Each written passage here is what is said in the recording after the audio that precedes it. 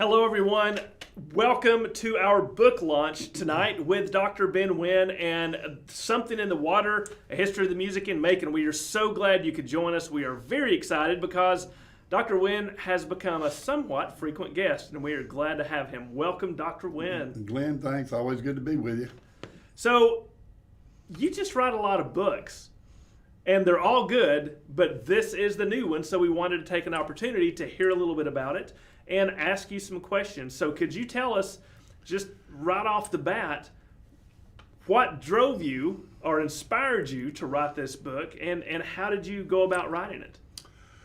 Well, I knew that Macon, there was a lot of musical activity in Macon in historical sense. Little Richard was from Macon. Otis Redding was from Macon. The Allman Brothers recorded in Macon. James Brown launched his career really in Macon.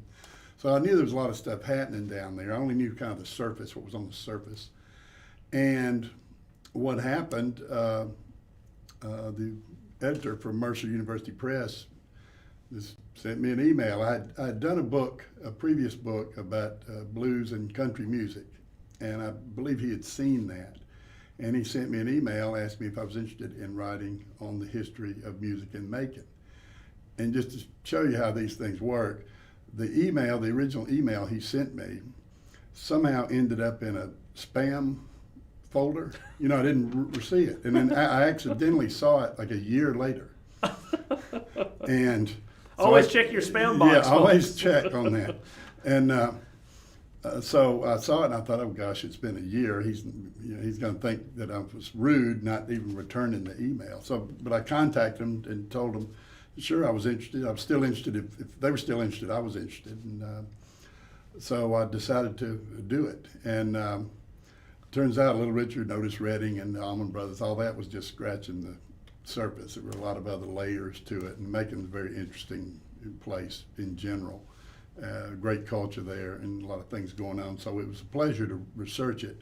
But there was a lot to research.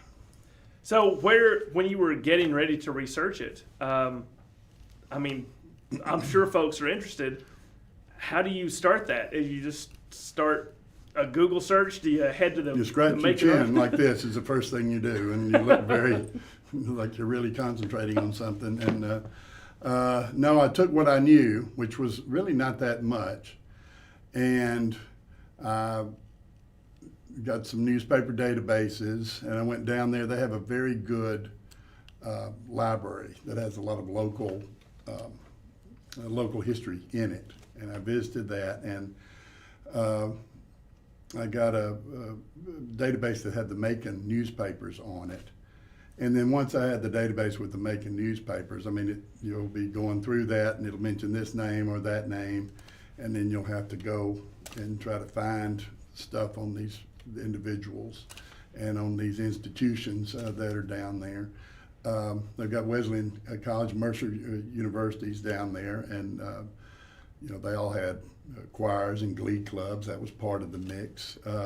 Luckily, the Macon newspaper, beginning in the 40s, had a section, one page, of course, the whole newspaper, that was dedicated to African American news in Macon. And on that one page, there were always ads for nightclubs and who was appearing where. So during that period, you had a bit of a roadmap to use. And then the more recent stuff, the stuff from the 70s and the 80s, Capricorn records, even the 60s with Otis Redding, I mean, a lot had already been written about the more famous people from down there. I mean, I didn't have to do that much work on Little Richard, right? Because it's only 10 books, out there on him. But the more obscure stuff, you just had to keep, digging in the archives and in the newspaper databases. And I also talked to some people down there. There's still some people around that know a lot of the history from the 50s, and so talk to people as well. Well, and this may be a question that's answered by the title of the book. When you, as you began to research this and sort of think about it, was there something in the water, or was there something was it a perfect, nexus of time and space and business that kind of made Macon this central place where music was happening? Well, the title of the book, Something in the Water, that is a phrase that they use down there because there is a lot of musical activity, always has been, and they use that phrase, hey, there's something in the water down here that makes that. So that phrase comes from, that's a colloquialism from that region, that area. And as far as why Macon, it's there's a lot of reasons. I mean, you've got heavy blues and R&B, heavy blues and R&B presence down there, because you traditionally had a large percentage of African Americans. This is like the Mississippi Delta. The reason there's so much music, blues and rhythm and blues type music came out of that Mississippi Delta is because you have a large percentage of the population is African American that comes out of the black community. So you had that in Macon, and then a lot of it's just coincidence. There was no planning that had Little Richard and Otis Redding both being born in Macon, and also a guy named Phil Walden who co-founded Capricorn Records and brought the Allman Brothers in and all those big acts from the 1970s that recorded there. So yeah, it was a little bit of the demographic, a little bit of luck, and just you had a couple of entrepreneurs down there who knew how to promote. That's always a key, isn't it? The promotion is one of the big part of the equation. Right. And speaking of promotion, folks, want to let you know that this book is now available. You can get it where fine books are sold, including the Northeast Georgia History Center website at bit.ly/BenWynne. You can go there, and unlike a lot of other different places, the copies you get from here are going to have the esteemed signature of Dr. Wynne. So check there first. And also, we want this to be a great interactive experience for everyone watching from home or wherever you're at. So think about, if you have questions for Dr. Wynne, go ahead and start thinking about those and put those in the chat, and we will get to those further on in the program. So the music happens and the promotion happens. Tell us a little bit. I mean, I think most of us, I'm going to assume here, have heard the names Little Richard and Otis Redding. And if you haven't, we'll come back to that in a second. But there are some things that, people who consume music don't necessarily think of in terms of how the music gets to them. So can you tell us a little bit about how important a place like Capricorn Records is that increases it's the promotion, right? It increases the market appeal of someone like that. It's very important because you have to have somebody to promote. I mean, it's music and it's culture, but it's also a product. So you have to have somebody with entrepreneurial zeal, taking an active interest in what's going on. And you had that down there with a guy named Phil Walden, who was a master promoter, and a guy named Frank Finter, who came in. He had worked for Atlantic Records, and those two guys formed that Capricorn Records, and they knew how to promote. And without the promotion, nobody hears the music. And they had good people that were playing the music. I mean, the music was really good. The Allman Brothers were really good. So after the Allman Brothers hit, then people started noticing Capricorn and noticing Macon, and lots of other really, really good people came to record there.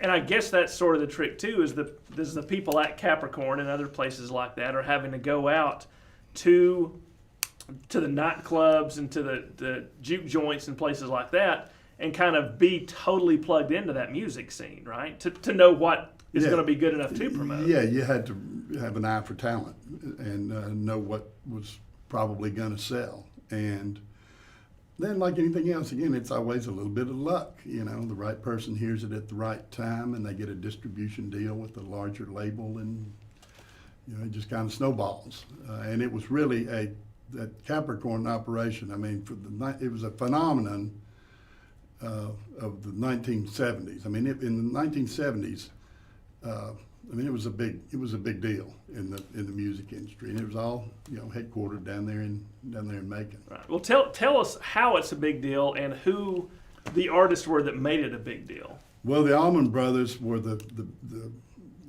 obviously extremely popular. They have this rabid, still to this day, fan base, very, very loyal fan base. Who else? The Marshall Tucker Band was down there.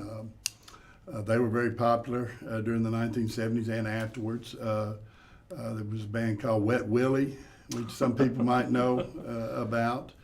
And Dwayne Allman of the Allman Brothers recorded some solo. He did some solo work there. So a lot of people like that. A lot of the music that came out of there was branded as Southern rock. Mm-hmm. Although, like, the Allman Brothers didn't particularly care for that term because they thought it kind of pigeonholed them. But you had a lot of people like that. Again, Allman Brothers, Wet Willie, Marshall Tucker Band, people that were being played on the radio a lot during the 1970s. They were recorded there at Capricorn. Mm-hmm. So the idea of Southern rock and these bands that played it, even if it is a pigeonhole term that some of them don't like, how the music scene in Macon, as you said, there's a significant proportion of African Americans there, but Southern rock tends to be mostly something that white folks listen to. Right. So how did the music scene in Macon sort of, did it break barriers? Did it kind of kick them but couldn't quite knock them down? How did that work in Macon? Well, that story has many layers, too many to talk about in this format. Sure. But you could buy the book and you read all about it, okay? But what happened, again, this fellow, Phil Walden, he had started off as Otis Redding's manager, and they had a partnership. And then, so he was committed to R&B music and committed to Otis Redding. And then, of course, Otis Redding tragically died in a plane crash. And after that, according to interviews that I heard with him and things that I read, he kind of lost a little bit of interest. That took a lot out of him, an emotional toll on him, because they were friends as well as being business associates. And also the climate of the times, it took a bit of a toll on Mr. Walden and other people in the music business. Late 60s, there was many in the African American community. There was a negative connotation to African American artists being managed by white guys, because there was this sort of image that the white guys were exploiting and taking all the money, which that is a natural assumption that some people would make because of the history of the music business and so on and so forth. But anyway, that wasn't, exactly, it wasn't happening per se, but there was that perception out there, and a lot of black artists were being pressured to have African American management too. And they were also pressuring to get a bigger piece of the pie. The artists deserved a bigger piece of the pie themselves. Anyway, so he turned his attention to rock music around 1969, 1970, and the Allman Brothers. He found those guys, and it created a bit of a stir in Macon because, first of all, Mr. Walden there had managed other local R&B artists, and he was very friendly with African American artists back in the 1960s. And there was, some friction there with the community. White guy being that friendly with the African American community. That was something that was kind of a bit taboo back in the 60s. And then, starting in the early 70s, late 60s, early 70s, he started bringing these hippies in to Macon, which some of the Macon people, they weren't used to that either. Plus, the Allman Brothers had an African American member, so they were an integrated band. The drummer, correct, yeah. J-Mo, and You know, a lot of people were not comfortable with that. So I mean, it wasn't back then. I mean, once the Capricorn became a success, and you know, it started making money, and then of course they were accepted by more of the community. You know, once it became sort of a hip thing to accept them, but there was some pushback, a little bit of pushback early on. And so, yeah, he shook things up pretty good, you know, because that Macon, just a mid-sized, you know, southern city in the 1950s, 60s, 70s, you know, they can only stand so much, you know, electric activity, right. You know. So there was some pushback on that. And but again, once the thing hit it off and became such a success, you know, naturally when something's successful, people jump on the bandwagon. Right. But it was that Phil Walden that kept pushing that, and his partner Frank Fenter knew what he was doing as well. He was an experienced record man, and he played a big role in it as well. But Walden was from Macon. He was a local guy, and he, you know, it was his baby. Right. And the bands you just mentioned, like Marshall Tucker and Allman, they're not from Macon, but Walden's from Macon. Yeah, he was from Macon. Little Richard's from Macon. Little Richard is from Macon. And Otis Redding is from Macon. And James Brown launched his career in Macon, although he was not from Macon also, so you don't want to leave him out. Right. So, yeah, I mean, that was basically, when I first started this book, those were the four acts that I knew. I knew Little Richard, and I knew Otis Redding. I knew that the Allman Brothers recorded in Macon, and I knew that James Brown had something to do with Macon, but right. I didn't know exactly what till I started to research it.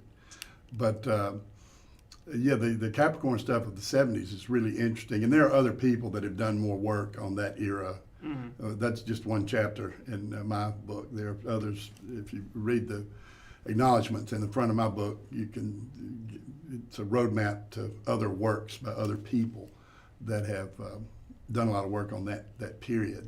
So I don't pretend to be the be-all, end-all knowledge about the Capricorn era. Sure. But it's an important era, but there was tons of stuff happening even before, you know, tons of stuff happening before that happened. Well, that's what I wanted to do, is sort of, you know, take a step back and go back in time a little bit, and maybe not dig in too much. But, you know, the scene in Macon, as you just said, didn't just pop up overnight with Capricorn Records. There was a lot of music going on in Macon before that. Can you tell us just a little bit about who some of those local musicians were that were making that difference? Yeah. Well, if you go back, I mean, the first, I'll try to be as succinct as possible. The first sort of music celebrity was a guy named Sidney Lanier. You know, he played the flute, and he played in orchestras, and he's known as a poet, you know, and he was kind of the first music celebrity from Macon. And then you had a couple of families that were in the music publishing business in the late 19th century down there, and they helped promote things. And Macon was it was a stop on the railroad between Savannah, Columbus, Augusta. That was all hooked up by railroad beginning 1840s, 1850s. So that was a circuit that a lot of artists, touring companies, rode that circuit. They'd play in Savannah first, then they'd go and play in Macon, they'd go play in Columbus. I believe I'm having the geography right on that. But, you know, they were making the rounds anyway. Right. And so, I mean, you had opera singers performing in Macon during the 1850s. You had people like that, well-known, a lot of musical theater. Then after the Civil War, you know, technology begins to develop. You still have touring companies that come through. You've got, I'll tell you one strange story, or I thought it was strange, but when the telephone was first invented, they would do things called telephone concerts. And this was apparently a big deal in many cities. They would assemble a band, and they would put a telephone in front of the band, and everybody in town that had a telephone at a certain time, like at 7 p.m. or 6:30 p.m., there would be a ring on the telephone, and everyone, it was all just like a big party line. They would all pick up, and the band would start playing, and the people would listen on the telephone to the band. It was called a telephone concert. I've never heard of such a thing. So that was, end of the 19th century, they were doing stuff like that. But then you don't really have a lot of the personalities. I mean, it started with recorded music. So you had the Jazz Age diva singers like Lucille Hageman was one, and she recorded in the 1920s. There was a woman named Lula Higby. She recorded in the 1920s. Female blues singers, kind of in the Bessie Smith, Ma Rainey type mold, And then you had the group of three women. They were sisters. They were called the Pickens sisters. They were the ones that are on the cover of the book, and they were a big band. They were a big band singers, and they recorded a little bit later in the 1930s. Then in the 40s and the 50s, that's when you get really a lot of activity that will affect things later on that are going on in a lot of the Macon black clubs. The African American community, they've got these joints where the guys played, a lot of blues players. And you had country music. It was big too, of course. It wasn't all rhythm and blues. There was a country music scene as well, and they had their own joints that they played in. But then you get to Little Richard in the 1950s, and that's really the thing. He really takes off, and he was, as everybody that knows about him knows, he was quite a character. Yes. And I mean, it's amazing, really, that he got out of Macon alive, because he was just like his character later on, very flamboyant, screaming and yelling. I mean, he was like that in Macon, an African American kid, outgoing. He had a effeminate, the way he carried himself. I mean, all those things in the 1950s were things that could get you beat up, Right, every day. It was because it was such an oppressive regime there, or an oppressive atmosphere for African Americans. But he kept at it, and he had this raw energy and this raw talent. I mean, you couldn't stop him. I mean, and he hit it, he hit it big, and then he also had a kind of a, how can I put this diplomatically? It's kind of he had a colorful lifestyle, a lot of colorful habits, and he got run out of Macon for what was on the police reports. It says lewd conduct. Well, his own dad kicked him out of the house. His father kicked him out of the house, but he was run off by the police. They gave him, we're going to put you in jail or you can leave town. And that was the point where I believe he went to California and became even bigger. He had a couple of records out at that point. And so it's kind of funny, down there in Macon, they've got a whole tourist industry built now that's based on the music tourism. And I've seen Little Richard's picture on billboards and things, but it's kind of funny. He went from that getting run out of town decades later. He's on the billboard, so that's kind of funny. But you want to hear a Little Richard James Brown story? There's a Little Richard, when he left town. There was a promoter in town that had helped Little Richard start his career, and that promoter had booked Little Richard into all these places in Middle Georgia and elsewhere. And the promoter's name was Clint Brantley, who is an unsung kind of hero of the whole R&B scene in Macon. And he had booked Little Richard into all these places, and Little Richard left for California, and it left this promoter in the lurch. He had about 15 dates that he had to cover, and now he didn't have Little Richard anymore. So this guy, Clint Brantley, he had just discovered this other singer named James Brown, who becomes famous later on. But at this point, nobody knew who he was.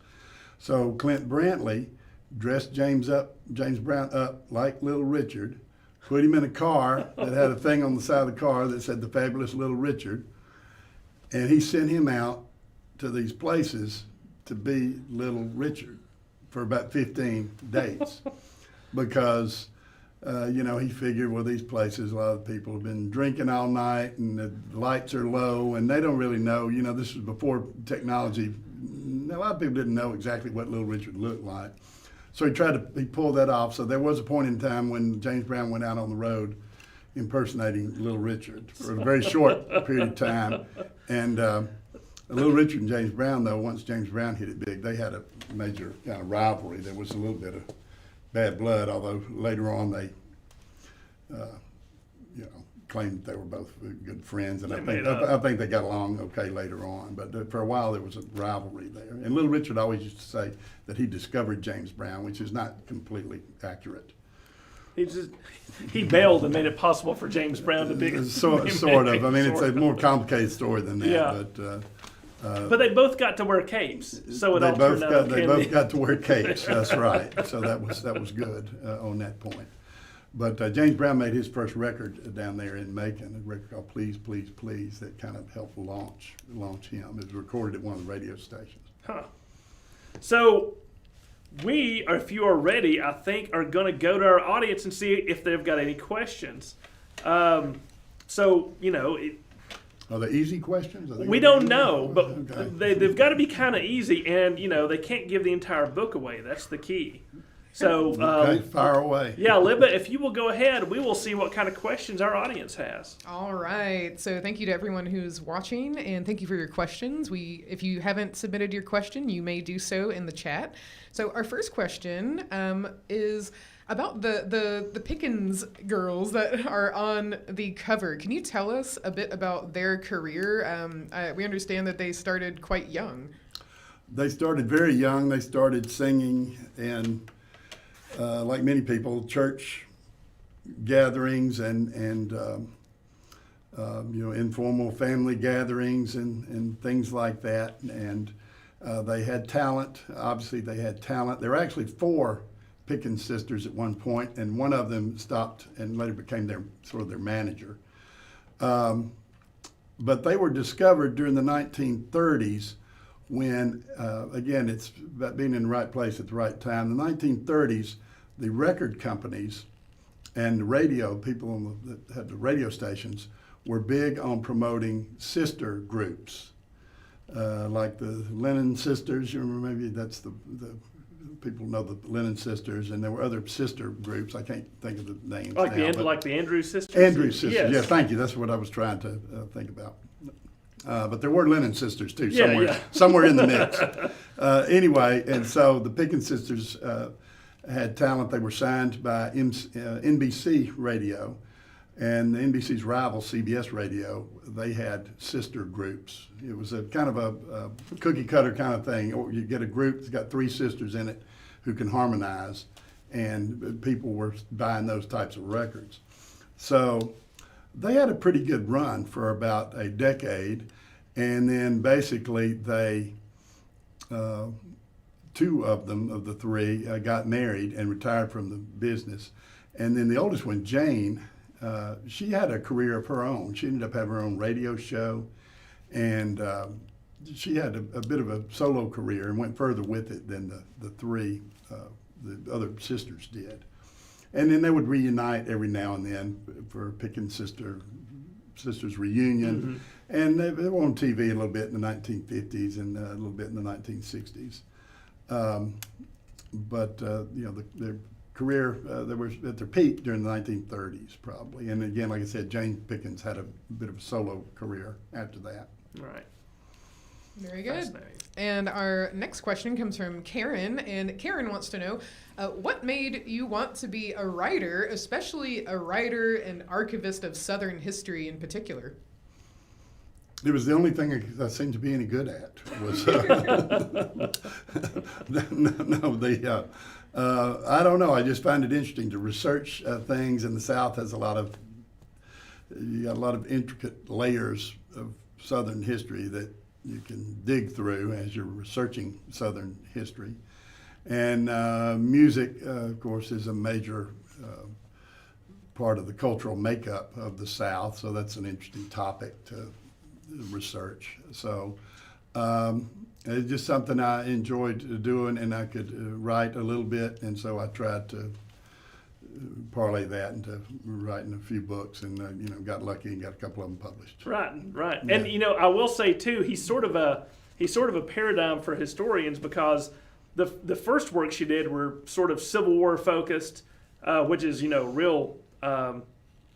People think is the core of Southern history, but then you've slid into this music scene, which you love, and it just goes to show that historians can kind of shift where they're at and be able to focus on their own interest and not be, tools of the machine or something like that. I'm nothing if not a paradigm. So there you go. All right. Yeah, but a lot of different aspects of Southern history, and the music stuff was just fun and something I was interested in. Right.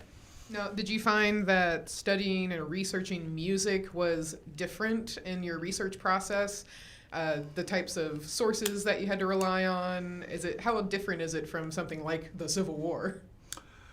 Well, in the end, it's not that different. You're trying to find primary sources for what you're writing about. But, with the Civil War, there was no electronic media, and with music, you can listen to the records. And with music, especially some of these artists that started recording during the 20s, 30s, 40s, and beyond, there were promotion efforts behind their careers, which meant a lot of promotional material was published and a lot of pictures were taken, especially if you're talking about somebody in the 1950s like Little Richard. There's people have written whole books on him. But Civil War stuff, it's more letters, government sources, things of that nature, but also old newspapers. So it's, different types of, the same types of sources, but different types of material. And the music stuff, again, it's might sound kind of strange, but the fact that you can put on YouTube, you can call up YouTube and you can hear the Pickens sisters singing, it does kind of give you a better idea of what they were all about as far as their career goes. And the same with Little Richard. I mean, you put on a Little Richard record, from the get-go, it's an explosive type of sound, and it helps you kind of temper what you're writing about him. It flavors that. Perfect. Our next question comes from Diane, and Diane is wondering if you're planning to write a sequel for music history from 1980 to the present. Not at this point, not at this time. To be honest, the first volume here, Something in the Water, took quite a bit out of me. It was a kind of about a 4-year process. There's a lot of stuff. I might have to hand that off. There's a lot of stuff that could be written about from 1984. There's a lot going on in Macon. Macon was and is a big music city. The reason that my book cuts off in 1980 is because that's when the Capricorn operation in Macon ceased to exist. And that seemed like a good place to stop. But you've got, again, from 1980 to present day, you got a lot of stuff going on. Somebody else can handle that. They'll find a lot of material down there if they want to go research it. Now, I noticed that on the book title, the earliest date is 1823. Is there an artist that in particular that year is associated with? That was the year that Macon was founded, and that was the first. One of the first things that they did when they founded the town is they put together a local militia, which had a little drum and fife corps associated with it, and that's the first music that I could find documented from the Macon area. Our next question comes from Carol, and Carol is wondering about the musicians in the 1800s. Are there any that achieved national success that we would recognize today? Sidney Lanier would probably be the only one that people would recognize today. And of course, people in North Georgia recognize him because the big reservoir is named after Sidney Lanier. But as far as somebody whose name you would recognize, probably not. It was very localized. The music was very localized at that point. You didn't have, prior to the Civil War, of course, you didn't have recorded sound, so the music was not disseminated over wide areas. And the further back you go, the harder it is to find stuff on individual musicians. Luckily, the Macon newspaper goes back to the 1820s, so I was able to find some stuff on some local musicians, but nobody hit it really big that I could find. Right. Before mass dissemination, like you say, songs were popular, but not artists. Right. They published sheet music. like statewide, nationwide. Yeah, they would publish sheet music. That's how the music was disseminated, on the sheet, mainly on sheet music. So songs were popular, and the music was also disseminated at things like these traveling medicine shows and things of that nature. Minstrel shows were very popular, and touring groups would go through the South and elsewhere and would sort of disseminate. Local musicians would come and they'd listen to that music and they'd play their own versions of the songs that they heard. So you had some music disseminated that way, but it was mostly sheet music and songs. Karen on YouTube is wondering,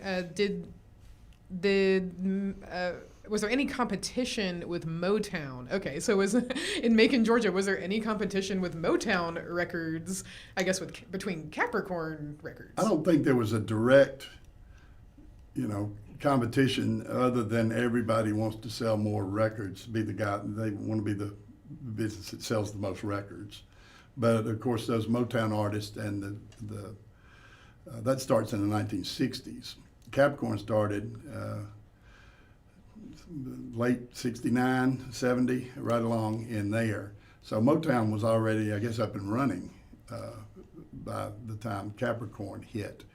So there was not really direct competition other than everybody wanted to see their records in the charts. And Amanda on YouTube wants to know, how did you fit so many fascinating stories in one book? And I'm wondering myself, did you feel like you had more that you wanted to include, but it would just be too long? This project could have gone on forever. And some nights I felt like it was going on forever. Lots and lots of people are in the book. I tried to include as many people as I could.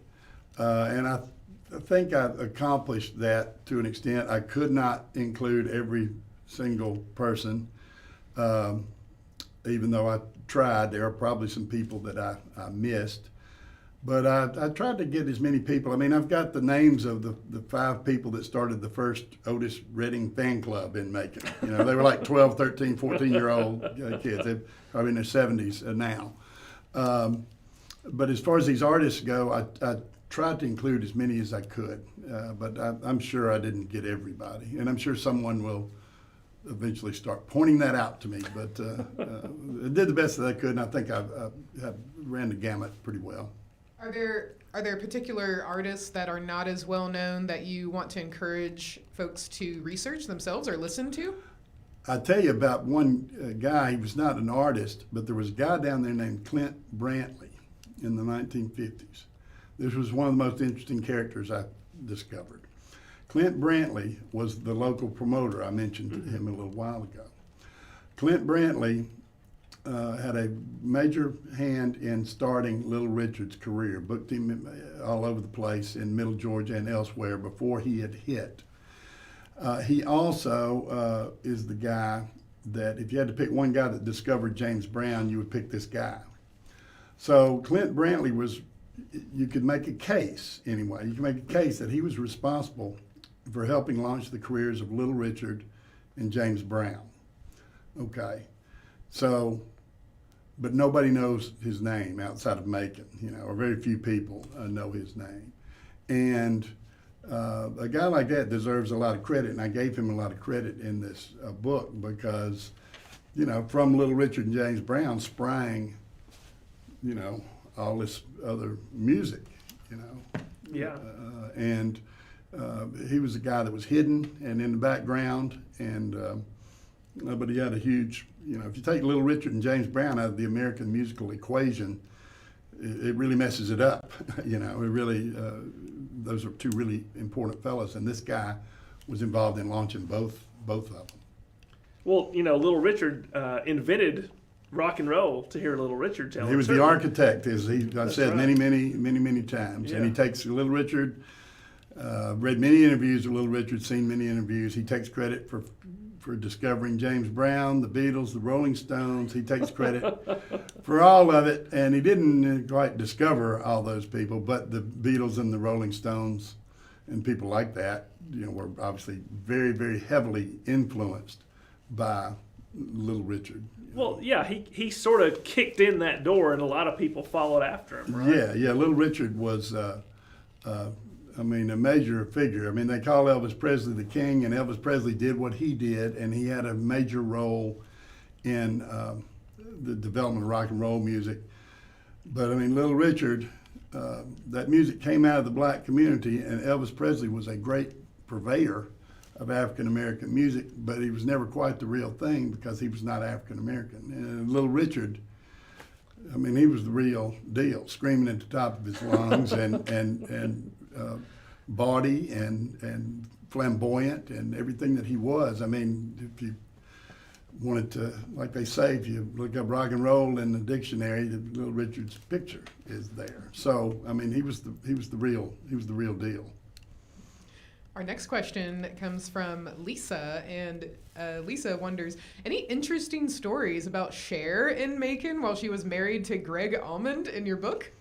I put there were a couple. I mentioned Cher a couple of times. There's not much about Cher in the book, but yes, they lived in Macon for a little while, and I did hear. Let me see if I can recall it. The road manager for the Allman Brothers, I interviewed him. His name's Willie Perkins. He's a great guy, and I believe he told me this story about how she was fascinated with the name Piggly Wiggly. The grocery store, she couldn't understand at first, what is a Piggly Wiggly? What is that, But from all accounts, it was a big deal, of course. She and Greg Allman would be seen riding around in cars in Macon, and everybody would that was always a big deal to see them. But yeah, she hung around in Macon for a while, and when he passed away several years ago, of course, she was there at his funeral there in Macon. Our next question comes from Carol, and Carol's wondering, were the Pickens sisters in particular, were they known outside of the South? And in general, were the artists who were getting their rise in Macon, were they also known outside of the South? The Pickens sisters were known. They went to New York and recorded some of their records, and they were on syndicated, or they were on the CBS. I'm sorry, they were on NBC, and at one point they ended up on CBS radio, which was broadcast all over the country.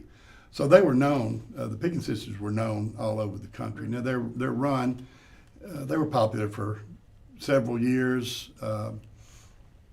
They weren't, I'd say they were not one of the most popular acts on radio, but a lot of people had heard of them. They were definitely not an also ran.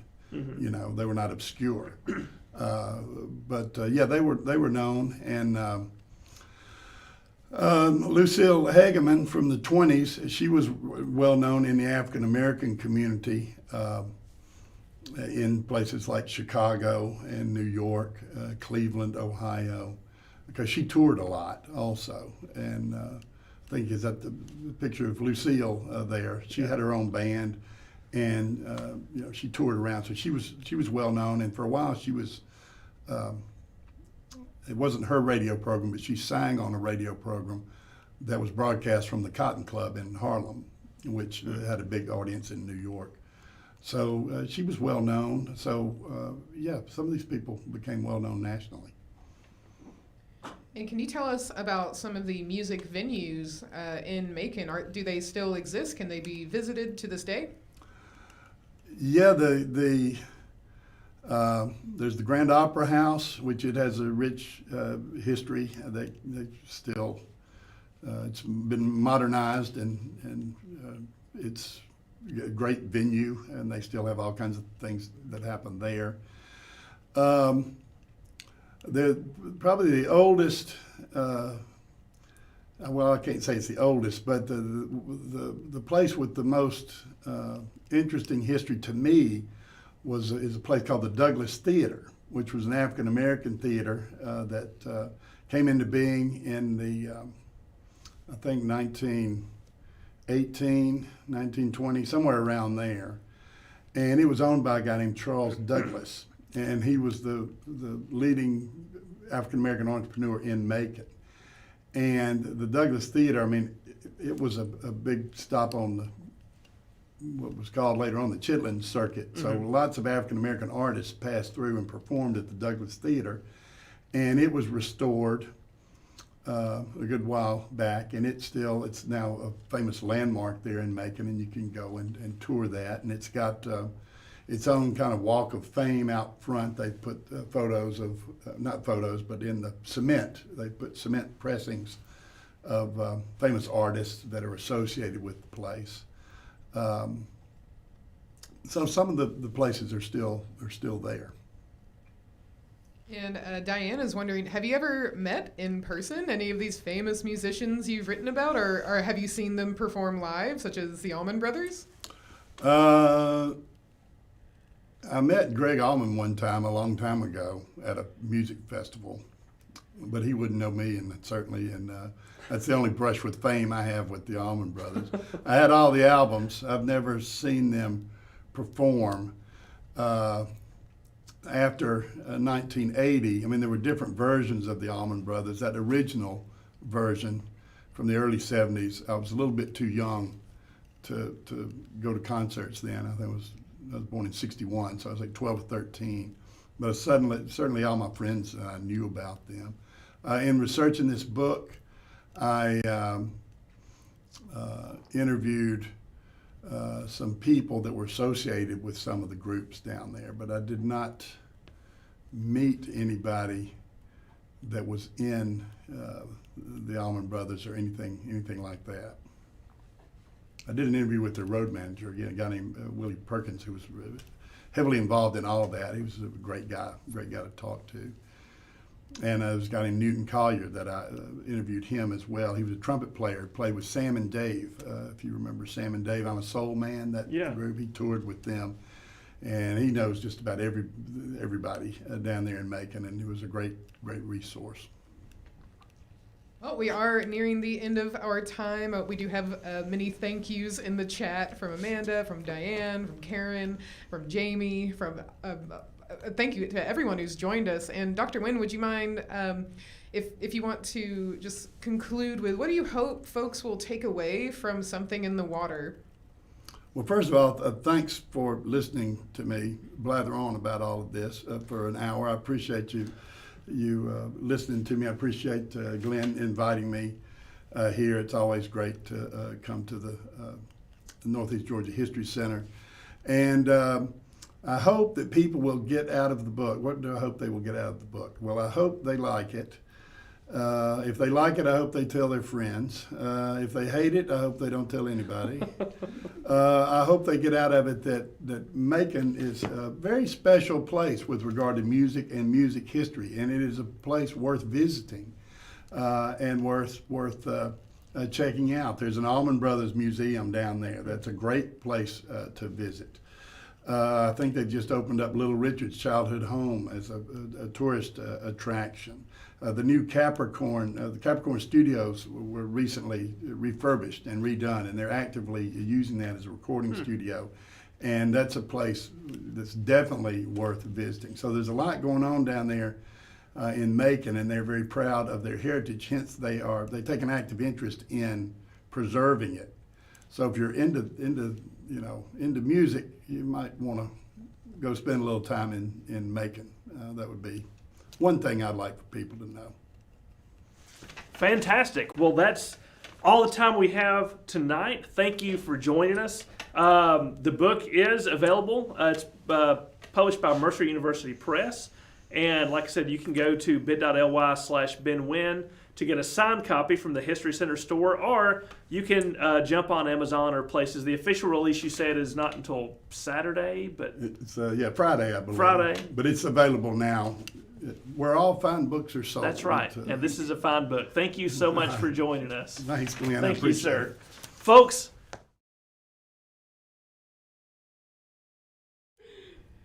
Sorry, that was my fault. no, that's okay. That's ahead, okay. I Glenn. was just going to thank everyone for tuning in. Absolutely.